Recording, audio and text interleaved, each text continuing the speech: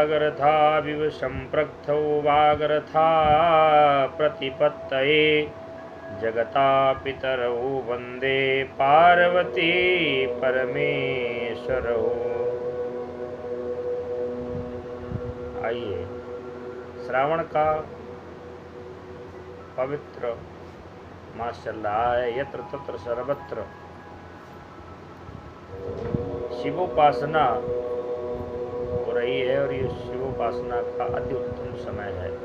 श्रावण मास का पावन ये समय चल रहा है, अति उत्तम समय है शिवोपासना के लिए। शिवोपासना की कुछ विधि हम आप लोगों को बताने जा रहे हैं। शिव शब्द स्वयं कल्याणवाचक है, क्योंकि यह शिव शक्ति दोनों का उद्बोधक भी है।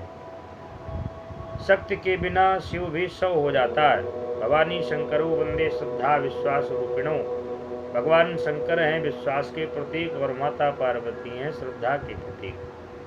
जो भी कार्य श्रद्धा और विश्वास के साथ में किया जाता है, निश्चित ही उसमें हमें पूर्ण सफलता प्राप्त होती है। शिव उच्चारण मात्र से विश्व के उत्पादक, पालक एवं संहारक प्रकृत पुरुषात्मक ब्रह्म का स्मरण हो जाता है। शिव कल्याणकारी है। शंकर है प्रलयंकर, लेकिन शिव है कल्याणकारी। शिव तो जगत का कल्याण करने वाले हैं। उनकी महिमा जानने के लिए प्रजापति ब्रह्मा एवं भगवान विष्णु दोनों देवता ऊर्ध्वलोक एवं अधोलोक में गए तो उन्हें वहां ऊर्ध्वलोक से भी ऊपर शून्य का भेदन करते हुए लिंग स्वरूप के दर्शन हुए। साथ ही अधोलोक में जाने पर भी उसी शिवलिंग का उन्हें दर्शन हुआ, अनंत स्वरूप के दर्शन हुए। वे दोनों शक्ति सत्ता संपन्न देवता भी उनका अंत न पा सके। ऊपर नीचे जहां भी गए उन्हें शिवलिंग का अंत प्राप्त नहीं हो सका। अंततोगत्वा उसे अनंत मानकर उसके सामने नतमस्तक हो गए। फिर इस संसारी जीवों की गति ही क्या हो सकती है, जब ब्रह्मा विष्णु जैसे स्वयं ब्रह्मस्वरूप भगवान शिव के इस लिंग की महिमा नहीं जान सके, अंत नहीं जान सके, तो ये संसार के जीव क्या जान सकेंगे। चकितमपि धत्ते श्रुतिरपि। भगवान शिव तो विश्वरूप हैं, उनका न कोई स्वरूप है न कोई चिन्ह है। ऐसी अवस्था में उनका पूजन कहाँ और कैसे किया जाए, क्योंकि पृथ्वी जल वायु तेज आकाश सूर्य चंद्रमा आत्मा आदि सभी में शिव तत्व विद्यमान है। जहाँ भी देखेंगे सभी में शिव तत्व विद्यमान है। चिंतन करने पर यह समक्ष में आता है कि सभी में एक गोलाकृति का गुण समान रूप से विद्यमान है। अतः उसी आकृति को चिन्ह मानकर उसे शिवलिंग कहकर उसकी उपासना आरंभ हो गई, क्योंकि शिव ने सर्वप्रथम ब्रह्मा और विष्णु दोनों को इसी रूप में दर्शन कराया था। इसलिए संसार में लिंगोपासना सर्वोपरि है। लिंगोपासना के अनेकानेक भेद हैं। प्रत्येक पुराण में लिंगोपासना के विचित्र और विविध विधान बताए गए हैं। अलग अलग विधान भांति भांति से पूजा की गई है। चारों वेदों में यजुर्वेद यजन का प्रतीक है। इसी से प्रायः सभी वैदिक उपासनाएं संपन्न होती हैं। वैदिक विधान से शिवोपासना की विधि का सरल एवं सुगम रीति से प्रस्तुतिकरण मैं आप लोगों के समक्ष प्रस्तुत कर रहा हूँ। वैदिक विधान में प्रायः रुद्राष्टाध्यायी का ही प्रयोग प्रचलित है। इसका पाठ कई प्रकार से करते हुए भक्तजन शिवोपासना करते रहते हैं। वे अवघड़दानी महेश्वर एक ओम के उच्चारण मात्र से ही प्रसन्न हो जाते हैं। फिर वेद स्तुति करने वालों को क्या फल देंगे। आशुतोष तुम अवघड़दानी आरति हरो दीन जन जानी। वे आशुतोष भगवान शिव जो अपने भक्तों के द्वारा शीघ्र ही प्रसन्न होकर के सब कुछ प्रदान कर देने वाले हैं। अन्य देवता की साधना करेंगे तो विचार करेंगे क्या दें क्या न दें, लेकिन भगवान शिव ऐसे हैं जो बिना विचारे सब कुछ दे देने वाले हैं।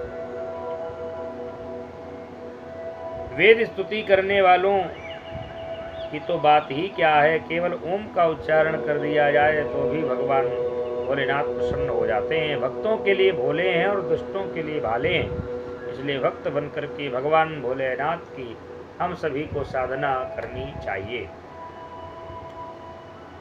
संपूर्ण रुद्राष्टाध्यायी का एक आवृत्ति पाठ और अभिषेक करना रुद्राभिषेक कहलाता है। रुद्रानाम अभिषेका रुद्राभिषेका। असंख्य रुद्र हैं, असंख्य रुद्रों का अभिषेक ही रुद्राभिषेक कहलाता है। इसी का नमक चमकात्मक प्रयोग रुद्राभिषेक कहलाता है। इसके विषय में मैं आप लोगों को बता रहा हूँ। इसके एक अभिषेक को एक रुद्र कहते हैं। 11 रुद्रों का एक लघु रुद्र होता है। 11 लघु रुद्रों का एक महारुद्र होता है। 11 महारुद्रों का एक अतिरुद्र होता है। इसके साथ साथ शतरुद्री से पूजन अभिषेकादि का शिव पुराण में बड़ा एवं कई बार अत्युत्तम महात्म बताया गया है। शिव पुराण में इसका विस्तार पूर्वक वर्णन मिलता है।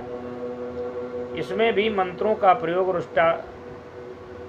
रुद्री जिसे कहते हैं, रुद्राष्टाध्यायी भी कहते हैं, ऐसे ही किया गया है। कुछ मंत्र बाहर से लिए गए हैं।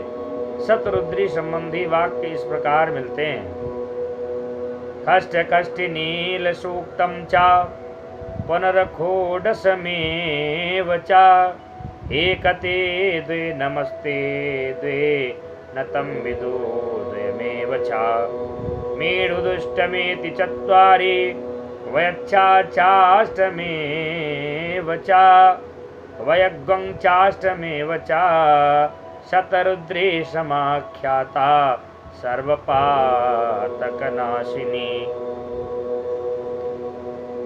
जो शतरुद्री का प्रयोग श्रेष्ठ होने पर भी रुद्राभिषेक में रुद्री का नमक चमकात्मक प्रयोग विशेष रूप से प्रचलित है। इसमें रुद्राष्टाध्यायी का पहले 7 अध्याय का पाठ करते हुए अष्टम अध्याय में क्रमशः 4 4 4 3 3 3 2 1 1 2 मंत्रों पर विराम करते हुए पंचम अध्याय अर्थात नील सूक्त के 11 पाठ होते हैं। तो विद्वज्जन है, आचार्य जन है, वो सारी विधि इसकी जानते हैं। इस प्रकार एक रुद्राभिषेक करने से बाल ग्रह की शांति होती है। 3 रुद्रों से उपद्रव की शांति होती है। यदि घर में, मन में, परिवार में, जिसके शरीर में नित्य उपद्रव मचा रहता है, ऐसे लोगों को 3 रुद्रों का अपने गृह प्रांगण में पाठ कराना चाहिए। 5 से ग्रह शांति होती है। 7 से भय निवारण होता है। 9 से शांत एवं वाजपेय फल की प्राप्ति होती है। 11 से राजा का वशीकरण होता है। 1 लघु रुद्र से कामना पूर्ति होती है। 3 लघु रुद्रों से शत्रु भय नाश होता है। 5 लघु रुद्रों से शत्रु और स्त्री का वशीकरण होता है। 7 से सुख प्राप्ति होती है। 9 से कुल वृद्धि एवं समृद्धि की प्राप्ति होती है। 1 महारुद्र से राजभय का निराकरण होता है। शत्रु का उच्चाटन, दीर्घायु, यश, कीर्ति, चतुर्वर्ग प्राप्ति होती है। 3 महारुद्रों से दुष्कर कार्य भी सुख साध्य हो जाता है। 5 महारुद्रों से राज्य प्राप्ति के साधन प्राप्त होते हैं। 7 महारुद्रों से सत्यलोक साधन होता है। 9 महारुद्रों से मोक्ष पद के मार्ग प्राप्त होते हैं। 1 अतिरुद्र से देवत्व की प्राप्ति होती है। डाकनी, शाकनी, अविचार, भयादि का निवारण होता है। भूत प्रेत, पिशाच, याकनी, डाकनी, शाकनी इत्यादि की जो भी बाधाएं हैं उनसे हमें मुक्ति प्राप्त हो जाती है। 3 अतिरुद्रों से संस्कारज भूतादि बाधाएं दूर होती हैं। 5 अतिरुद्रों से ग्रहजन्य फल एवं व्याधि शांत होती है। 7 अतिरुद्रों से कर्मज व्याधियां शांत होती हैं। 9 अतिरुद्रों से सर्वार्थ सिद्धि एवं 11 से असाध्य का भी साध्य साधन होता है। शिव जी को अनंत मानने से उनका पूजन विभिन्न वस्तुओं एवं नाना प्रकार के लिंगों पर भी होता है। चांदी के लिंग पूजन करने से पितरों की मुक्ति होती है। वीडियो को अंत तक जब आप लोग देखेंगे तो निश्चित रूप से आपको ये भी पता चल जाएगा किस लिंग की पूजा करने से, किस धातु के लिंग की पूजा करने से हमें क्या फल प्राप्त होता है। चांदी के लिंग पूजन करने से पितरों की मुक्ति होती है। स्वर्ण लिंग से वैभव एवं सत्यलोक की प्राप्ति होती है। ताम्र एवं पीतल के लिंग से पुष्ट एवं कांस लिंग से सुंदर यश की प्राप्ति होती है। लोह लिंग से मारण सिद्धि होती है। लोहे के लिंग से स्तंभन के लिए हल्दी का लिंग शिवलिंग का प्रयोग करना चाहिए। आयु आरोग्यता के लिए शीशे के लिंग का पूजन शुभ फलदायी होता है। रत्न लिंग श्रीप्रद होता है। रत्नों का जो लिंग होता है ये लक्ष्मी का प्रदायक होता है। गोमय से निर्मित लिंग का स्वयं पूजन करने से अतुल ऐश्वर्य प्राप्त होता है, किंतु दूसरे के लिए करने पर मारक होता है। इसी प्रकार से और भी अनेकानेक प्रकार के लिंगों का वर्णन मिलता है। गंधमय लिंग, अन्नमय लिंग, कस्तूरी, गोरोचन आदि के लिंगों का वर्णन भी हमें शास्त्रों पुराणों में प्राप्त होता है। इनका अर्चन विभिन्न कामनाओं के लिए किया जाता है। इस पर भी पार्थिवेश्वर का पूजन सर्वोपरि एवं सुगम बताया गया है। सर्वोपरि भी है और सुगम भी है। सरलता से इस लिंग का निर्माण हम अपने गृह प्रांगण में करके कर सकते हैं। इससे चतुर्वर्ग की प्राप्ति होती है। इसका विधान हमें अनेक पुस्तकों में एवं आचार्यों के द्वारा प्राप्त हो सकता है। शिव जी पर विभिन्न पदार्थों से धारा चढ़ाने से भी विभिन्न कामनाएं सिद्ध होती हैं। जैसे जलधारा से वृष्टि होती है, वर्षा होती है। कुशोदक से व्याधि शांत होती है। यदि व्याधियाँ लगी हुई हैं तो कुशोदक उसके जल से हमें भगवान भोलेनाथ को जलधारा समर्पित करनी चाहिए। दही की धारा से संतान एवं पशु वृद्धि होती है। इच्छुरस से लक्ष्मी की प्राप्ति होती है। इच्छुरस अर्थात गन्ने के रस से हमें लक्ष्मी की प्राप्ति होती है। मधु की धारा से कोष की प्राप्ति होती है, धन की प्राप्ति होती है। घृत धारा से ऐश्वर्य की प्राप्ति होती है। केवल दूध की धारा से संतान प्राप्ति तथा तीर्थ जलाभिषेक से मोक्ष की प्राप्ति होती है। भगवान भोलेनाथ को जलधारा बहुत प्रिय है। नमस्कार प्रियो विष्णु जलधारा शिव प्रिय आभूषणों प्रियो। नमस्कार प्रियो भानु जलधारा शिव प्रिय आभूषणों प्रियो विष्णु ब्राह्मण मधुर प्रियम। भगवान सूर्य को नमस्कार प्रिय है। भगवान भोलेनाथ को जलधारा प्रिय है। भगवान विष्णु को, कृष्ण को, राम को सुंदर सुंदर आभूषण प्रिय हैं, वस्त्र प्रिय हैं और ब्राह्मणों को मधुर प्रिय है। इसलिए भगवान भोलेनाथ को प्रसन्न करने के लिए विभिन्न धाराओं, जलधारा, अन्यान्य धाराओं का वर्णन मैंने आपको किया। ये शिवोपासना का सरल उपाय इस श्रावण के पवित्र मास में आप लोगों को मैंने वर्णन किया। आप सभी को सप्रेम जय श्री कृष्ण, जय श्री राधे।